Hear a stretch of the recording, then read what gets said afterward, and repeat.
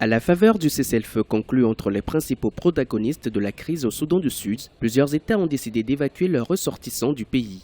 Vendredi 15 juillet 2016, un premier groupe de 76 citoyens soudanais, pour la plupart des enfants, des femmes et des personnes âgées, est arrivé à l'aéroport de Khartoum. Les autorités soudanaises annoncent 4 vols au quotidien pour évacuer tous leurs ressortissants présents à Juba.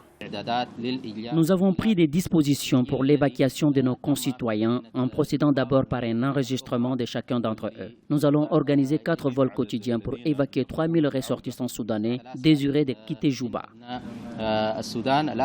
Depuis décembre 2013, le Soudan du Sud est le théâtre d'affrontements entre forces fidèles au président Salva Kiir et ex-rebelles aux ordres du vice-président Riek Machar. Aujourd'hui encore, malgré le cessez-le-feu, les Nations Unies craignent toujours une possible reprise des combats dans la capitale, voire dans le reste du pays. Les affrontements ont déjà fait plus de 36 000 déplacés.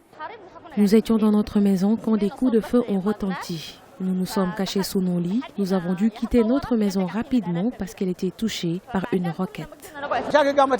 Nous sommes restés cloîtrés chez nous pendant plusieurs jours. Nous n'avons pas dormi, nous avons seulement mangé du riz et des lentilles. Nous n'avions même pas bu du thé ou du café. Il n'y avait pas moyen de mettre le pied dehors.